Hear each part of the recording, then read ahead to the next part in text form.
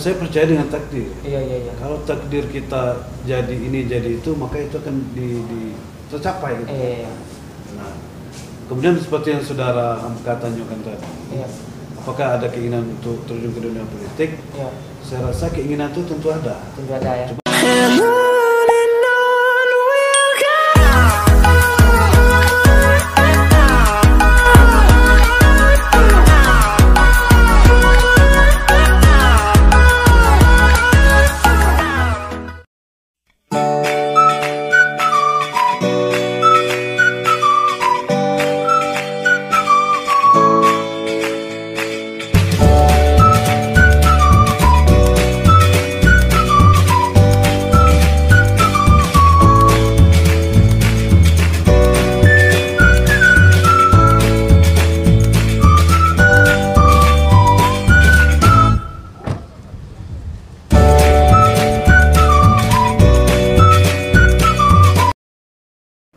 Assalamualaikum warahmatullahi wabarakatuh.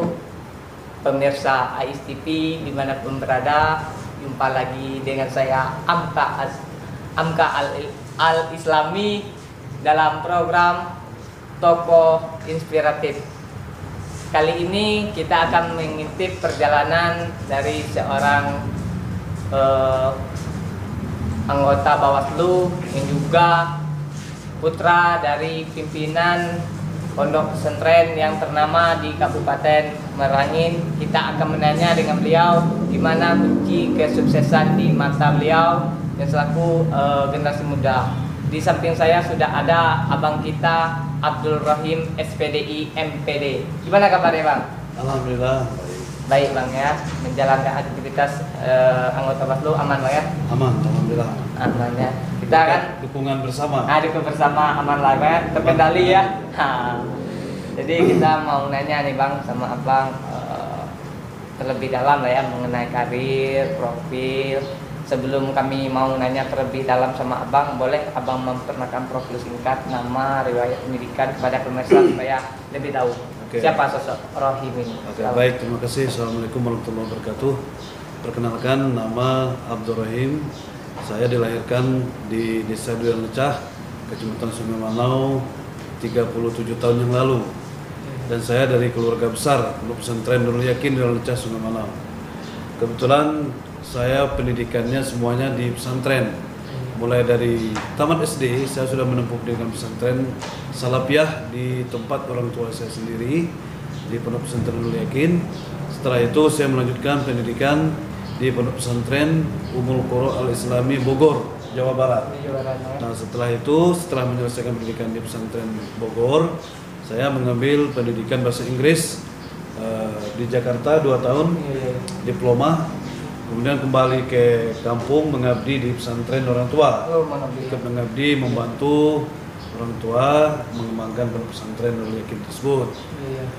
Kemudian S1 sarjana saya selesaikan di STAI SMK Bangko. Di Bangko bang ya?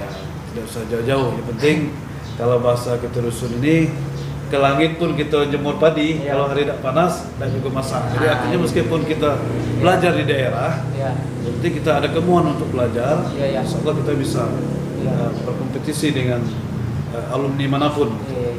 Kemudian pasca sarjana S2 saya selesaikan di UIN. STS Jambi banget. Kemudian juga di Universitas Islam At-Tahiriyah Jakarta. Ada dua. Terus S2-nya ada dua. Ada dua kan. Kalau untuk saudara berapa saudara bang? Kami bersaudara 9 orang. 9 orang. 9 orang dan saya adalah anak yang pertama dari 9 orang. 9 orang. Kalau anak berapa? Anak satu. Anak satu. Udah kelas 1 MAN ya? Di pondok pesantren tempat orang tua. Ini kalau boleh kita menanya sama abang kan berarti berlatar belakang orang alim lah ya, orang tua alim, pendiri pondok pesantren Nurul Yakin yang ternama, begitu banyak alumni dari pondok pesantren dari bapak abang ya. Jadi abang maksudnya ingin masuk ke dalam anggota Bawaslu itu sejak kapan sih bang? Sebenarnya saya sudah berkecimpung selain di dunia pesantren, dunia pendidikan. saya juga berkecimpung di dunia politik, terutama mengurus masalah pemilihan, pemilu ya. Mulai dari terendah jadi PPS, KPPS, PPS, kemudian jadi ketua PPK Kecamatan Pangkalan Jambu, kemudian sampai di Bawaslu. Jadi saya ingin menyampaikan pesan kepada seluruh masyarakat. Artinya orang pesantren itu tidak melulu hanya mengurus masalah agama saja. Jadi dia bisa masuk ke semua lini. Ngurus politik ngurus ekonomi ngurus pemerintahan gitu. Jadi tidak melulu ngurus masjid, ngurus musola, ngurus pesantren gitu. Jadi dimanapun posisi kita, kita bisa menyesuaikan diri tentu dengan pengetahuan benteng keagamaan yang mapan. Begitu ya. Kalau boleh kita tahu sebelum jadi anggota Bawaslu ini riwayat kerja Abang pernah jadi apa aja sebelumnya? Nah, sebelum di Bawaslu, tentu kita di wira swasta, cuman kita di dunia pendidikan, kemudian juga dunia politik. Saya pernah jadi ketua BPD, di Desa Tanjung Mudo, Pangkalan Jambu. Kemudian pernah jadi dosen di STAI Semuki Bangkong, dosen terbiah. Itu dari 2010 sampai 2015. Kemudian menjadi tenaga ahli. TA di DPRD Kabupaten Merangin. Periode yang lalu ya, periode yang lalu. Kemudian kepala madrasah aliyah di pesantren tempat orang tua saya. Itu yang paling lama itu. Dari 2007 sampai 2015. 2015 ya. 2015 jadi kepala madrasah aliyah. Nah, sekarang di Bawaslu Kabupaten Merangin. Di Kabupaten Merangin udah berapa periode nih, Bang? Ini periode pertama. Baru periode pertama. Mohon doa 2 periode. Dua periode. Karena bolehnya cuma 2 periode gitu. Cuma 2 periode ya. 2 periode. Itu kapan dulu proses penggantiannya lagi? Selanjutnya habis jabatan bulan September 2023. 2003 ganti lagi ya. Baru ganti pergantian lagi. Jadi periode kita sama kayak DPR. Itu 5 tahun. Karena sudah permanen. Bawaslu udah permanen. Udah permanen ya, Bang. Ini kita mau nanya, Bang. Selama berapa tahun? Udah 3 tahun, Bang, proses. Sudah jalan 2 tahun setengah. 2 tahun setengah. Ini kan salah satu bagian dari pengawas pemilu. Apa sih kendala atau pengalaman Abang menjadi seorang Bawaslu dalam menyidangi dalam proses pemilu ini? Salah satunya waktu gubernur kemarin kan Abang prosesnya. Pertama, saya sangat menikmati pekerjaan ini, sehingga tidak ada yang merasa sulit ataupun merasa berat, karena kita menjalaninya dengan ikhlas dan menjadikan profesi ini sebagai hobi gitu. Sehingga apapun tahapan-tahapan yang kita lalui, kita enjoy saja gitu. Yang jelas tekanan sangat banyak sekali dalam melaksanakan tugas ini, karena ini menyangkut masalah posisi orang, kan? Orang ingin jadi pejabat melalui keabsahannya dari kita gitu. Kita mengatakan sah maka sah, kalau mengatakan tidak sah ya tidak sah gitu. Jadi Bawaslu itu berfungsi selaku stempel lah. Stempel ya, untuk keabsahan pemilu itu, pemilihan itu sendiri. Apakah itu pelanggaran atau tidak, maka itu adalah ranahnya Bawaslu untuk menindak ataupun memutuskan tentang pelanggaran pemilu. Sejauh ini berapa banyak sih problem-problem yang sudah Abang tangani bersama rekan-rekan itu, masalah pelanggaran gitu? Banyak sekali, mulai dari pemilihan pemilihan DPR kemarin, pemilihan serentak ya, ada DPRD, kemudian DPR pusat RI, kemudian pemilihan presiden itu sudah masuk ke periode kami. Ditambah lagi yang baru ini pemilihan gubernur, wakil gubernur Provinsi Jambi, itu juga pada periode kita. Banyak sekali sebenarnya laporan masyarakat tentang pelanggaran pemilu. Ada juga temuan dari kita melalui jajaran kita di bawah. Semua itu sudah kita tindak lanjuti, sudah kita sidangkan, sudah kita bahas bersama. Karena pelanggaran pemilu itu kan ada 3. Ada pelanggaran pidana, ada pelanggaran administrasi, dan ada pelanggaran administrasi, pidana, dan kode etik. Kode etik. Itu kita sudah pilah itu. Kita kaji melalui tim, ada tim kita. Kalau pidana itu namanya ada tim Gakumdu. Sentra Gakumdu. Itu terdiri dari kepolisian, kejaksaan, Bawaslu. Iya. Berarti ini yang menggodok ini Iya. laporan tersebut. Iya. Apakah pelanggaran tersebut masuk ke pidana, kode etik atau administrasi? Iya, administrasi ya. Nanti kalau pidana maka digodok di sentra Gakumdu tadi. Iya. Nah, kalau kode etik maka kita yang memprosesnya nanti kita laporkan ke DKPP, Dewan Kehormatan Penyelenggara Pemilu. Iya. Nah, kemudian pelanggaran administrasi itu kita yang memutuskan. Administrasi pihak Bawaslu Bawaslu saja. yang memutuskan. Iya. Apakah seseorang tersebut peserta pemilu tersebut boleh lanjut atau tidak? Jadi Iya. kita berhak ini ya, Iya. berhak mendiskualifikasi Iya. peserta pemilu, Iya. terutama pemilihan di kabupaten, Di level kabupaten, iya. karena kita kabupaten. Misalkan calon bupati, Iya. kemudian DPRD tingkat kabupaten. Nah, kalau ada pelanggaran administrasi dilakukan, maka sanksi tertingginya adalah didiskualifikasi. Itu pihak dari Bawaslu Bang ya. Bawaslu yang memutuskan. Kerjasama antara ini berapa orang Bang? Merekomendasikan ke KPU untuk didiskualifikasi. Diskualifikasi. Bawaslu Merangin 5 orang komisioner Iya. karena Ini kalau menanggapi ini kan dari proses Bawaslu ini Bang, pengantaran ini kan Bawaslu Merangin dilaporkan kemarin kan, itu gimana sih tanggapan Abang selaku pihak dari anggota Bawaslu ya dilaporkan salah satu paslon gitu? betul, jadi kami juga sudah mendapat tembusan Iya. bahwasanya ada salah satu warga Indonesia, Iya. warga masyarakat melaporkan Bawaslu Merangin Iya. dan Bawaslu Muaro Jambi ke DKPP, Iya. Dewan Kehormatan Penyelenggara Pemilu di Jakarta. Iya. Kita tidak ambil pusing tentang itu, karena itu resiko pekerjaan penyelenggara pemilu itu salah satunya itu adalah Iya. dilaporkan, gitu Iya. kan. Ya selagi kita berjalan di atas aturan, Iya. di atas undang-undang, ya kita oke saja. Oke. Kita siap menghadapi laporan tersebut, di sidang pun kita siap. Jelas kita akan menyampaikan fakta Iya. ke hadapan sidang bahwa kita sudah melakukan penanganan pelanggaran prosedural Iya. sesuai dengan ketentuan peraturan dan perundang-undangan. Berarti sudah Abang jalani itu Bang? Sudah belum? Ini masih menunggu panggilan sidang. Instruksi ya, tapi tembusannya udah ada Bang? Sudah ada tembusan yang kita, pemberitahuan yang kita bahwa kita dilaporkan ke DKPP, Iya. Bawaslu Merangin dan Bawaslu Muaro Jambi. Iya. Kalau pandangan Abang sejauh ini perjalanan pesta demokrasi di Indonesia di Provinsi Jambi sudah mulus atau gimana prosesnya jalan? Kalau mulus 100% tentu tidak, Iya. karena pasti ada halangan-halangan, Iya. rintangan-rintangan itu pasti ada. Iya. Yang jelas mengarah kepada lebih baik, gitu kan? Iya. Proses yang saat ini dari proses sebelumnya sudah lebih baik tentunya, Iya. karena ditopang oleh undang-undang pemilu yang lebih baik tentunya. Iya. Gitu Bang. Itu kita mau nanya tentang cerita singkat Abang selaku pengurus anggota ya Bawaslu, tugasnya ini kita mau nanya tentang politik lah ya untuk kedepannya, harapan Abang apakah ada kepengen nggak dari suatu penyelenggara yang sifatnya independen sekarang kan untuk Sekarang dan selamanya, Iya. dulu, Iya. sekarang dan akan datang, Iya. Bawaslu ini independen. ya independen ya. Independen. Iya.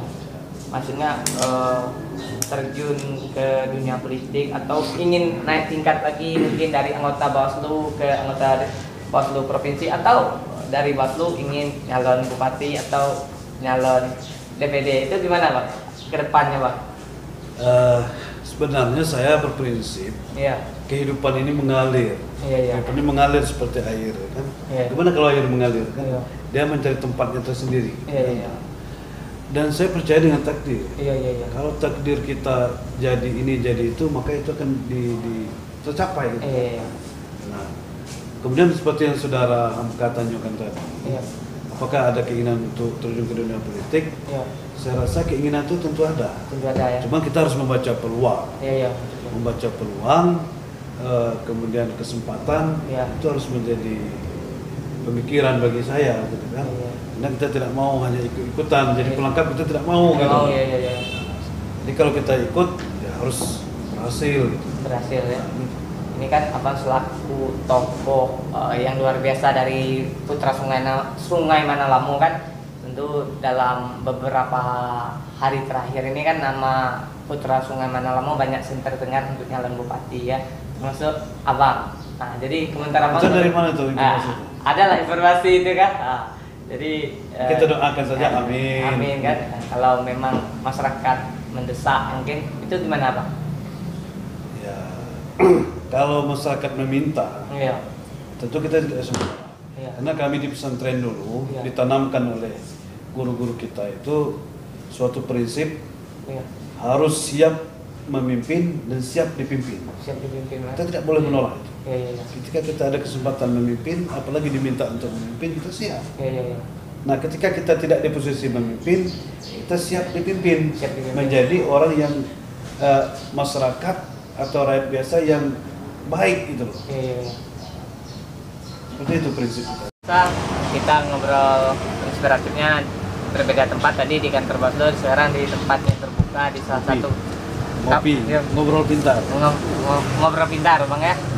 Jadi kita sudah banyak mengupas mengintip perjalanan dari Bang Rohim ini, mulai dari latar belakangnya, dari perjalanan pekerjaannya hingga pandangan politiknya. Sekarang kita mau nanya tentang organisasi ya bang ya. Abang banyak sekali saya lihat riwayat organisasinya. Kalau boleh kita tahu, boleh abang menceritakan pengalaman organisasinya seperti apa? Jadi saya berpengalaman pertama di organisasi ini Iya. ketika menjadi ketua ISPAUKI namanya. ISPAUKI itu Iya. Ikatan Santri Putra Pondok Pesantren Umum Kuro Iya, di iya. Bogor. Di Bogor ya. Nah, di pesantren itulah saya melatih memimpin. Iya iya iya. Itu saya terpilih secara demokratis Iya. menjadi ketua OSIS. Proses. Nah, namanya ISPAUKI kalau bisa. Oh. Nah, dengan santri waktu itu 1.500 santri putra. Iya iya. Jadi anggota saya 1.500. Iya. Di bawah binaan abang gitu Di ya. bawah binaan saya selaku ketua. Iya iya. Terus yang kedua, saya bergabung di IPNU. Ibnu. IPNU itu Ikatan Pelajar NU. NU ya. Itu di mana bang? Masih di pesantren. Oh, masih di Jakarta. Pesantren Umum Kuro itu. Iya. Jakarta. Kemudian setelah kembali ke daerah, kembali ke Merangin, saya bergabung di ISNU. Ibnu ya. ISNU itu Ikatan Sarjana Nahdlatul Ulama. Iya iya iya. Kebetulan saya sebagai ketua satu. Itu satu ya. Ketua satu ISNU Kabupaten Merangin. Orang ini. Kemudian masih di organisasi di bawah payung NU Ya. yang sama, saya tergabung di Pergunu. Pergunung. Pergunu itu Persatuan Guru Nahdlatul Ulama Oh di Merangin. di Merangin. Kebetulan saya juga ketua satunya. Itu satu. Sekarang organisasi Pergunu dan ISNU saya non aktif. Oh tidak lagi. Karena non aktif sementara. Iya iya iya. Jadi tidak ngurus lah. Iya iya iya. Tapi kita masih tetap anggota, Iya iya. tapi tidak aktif mengurus karena posisi saya selaku anggota Bawaslu. Iya iya iya. Jadi kita tidak mau ada konflik of interest kan, Interest. kepentingan, benturan kepentingan nanti Iya iya. ketika melaksanakan tugas. Iya. Jadi kita tinggalkan baju-baju organisasi itu, kita tinggalkan dulu Iya iya iya. sehingga kita tidak ada tebang pilih nantinya dalam melaksanakan tugas. Iya iya iya. Jadi tidak ada konflik of interest Iya iya. dalam melaksanakan tugas kita selaku Anggota. penyelenggara, selaku wasitnya pemilu gitu Iya ya. iya iya. Jadi kita tidak ada kepentingan-kepentingan. Iya iya. Seperti itu. Berarti tak aktif lagi ya di organisasi Ibnu Pergunung itu tidak aktif lagi Bang? Non aktif. Oh. Non aktif. untuk sementara ya. Ya, non aktif. Kalau kita boleh tahu, kalau ini bang, kalau abang misalnya bergabung dalam sebuah anggota BEM ini dapat dorongan nggak, misalnya dari pihak orang tua abang selaku pimpinan pondok pesantren itu mensupport nggak? Gitu bang. Jadi pesan orang tua saya, silakan bergabung dengan organisasi manapun. Yang penting organisasi itu adalah Ahlus Sunnah wal Jamaah. Oh itu pesan dari Nah, bapak. Ahlus Sunnah wal Jamaah itu yang terbesar organisasinya di Indonesia ini Nahdlatul Ulama. Iya, iya. Selagi payung besarnya itu Nahdlatul Ulama, silakan bergabung. Ya kan ya. Silakan bergabung, kembangkan organisasi tersebut. Itu pesan dari Orang tua. orang tua. Ya. Kalau untuk menyuruh menjadi pemimpin, ada tak dorongan dari keluarga terdekat atau dari bapak abang? Keluarga besar saya itu sepenuhnya memberikan keleluasaan kepada saya untuk menentukan jalan hidup. Oh, enggak, enggak. Yang penting pesannya adalah tetap dengan jati diri kita selaku orang pesantren. Pondok pesantren. Kita mau berkarir di mana, mau berkiprah di bidang apapun silakan. Ya, ya. Yang penting jati diri selaku orang pesantren itu tetap harus dijaga. Harus dijaga ya. Ya. Itu pesan dari pihak keluarga besar ya. Betul, integritas kita Iya, ya. harus integritas orang pesantren dengan akidah Ahlussunnah wal Jamaah. Harus mana? Harus sejalan. Harus sejalan. Akidah Ahlussunnah wal Jamaah. Itu harus dipegang erat. Itu pesan. Terakhir memang ini kita sudah banyak mengupas tentang perjalanan karir Abah. Di sesi closing statement boleh Abang berikan motivasi lah kepada pemirsa untuk memberi semangat, membakar semangat kepada pemirsa supaya termotivasi, terinspirasi. Oh, gini loh gaya hidup mau sukses. Silakan Bang. Oke, terima kasih pada seluruh pemirsa ASTV. Iya. Saya ingin menyampaikan suatu pesan kepada kita semua, kepada diri saya khusus pribadi, bahwa yakinlah apapun dalam kehidupan kita ini semuanya sudah ditentukan oleh Allah Subhanahu wa taala. Kita hanya bisa berusaha, berikhtiar dan berdoa. Jangan putus asa, lakukan yang terbaik dan harus siap menjadi orang yang memimpin dan harus siap menjadi orang yang dipimpin. Kalau ketika memimpin, jadilah pemimpin yang baik. Ketika menjadi yang dipimpin, jadilah orang yang dipimpin yang baik. Terima kasih. Assalamualaikum warahmatullahi wabarakatuh. Oke pemirsa, itulah obrolan inspiratif kita dengan Abang Abdul Rohim SPD MPD yang luar biasa. Banyak sekali kata-kata bijak dari beliau yang sudah kita kupas dari perjalanan karirnya. Bisa kita simpulkan bahwa kita siap dipimpin dan memimpin Bang ya. Siap memimpin, siap dipimpin. Siap dipimpin. Itu adalah kesimpulan dari obrolan kita di episode kali ini bareng putra salah satu pesantren di Merangin, yaitu pesantren Nurul Yakin. Sebelumnya kami ucapkan terima kasih kepada Abang Rohim yang sudah mengizinkan kami untuk bisa ngobrol-ngobrol inspiratif untuk memberi motivasi kepada pemirsa. Mungkin hanya sambil dimakan. Sambil makan ya. Kita ini sebelum mengakhiri dari tayangan ini, saya mohon maaf jikalau ada kata-kata saya yang kurang berkenan ataupun kurang enak didengar oleh pemirsa. Saya akhiri dengan wabillahi taufiq wal hidayah. Wassalamualaikum warahmatullahi wabarakatuh. Nah.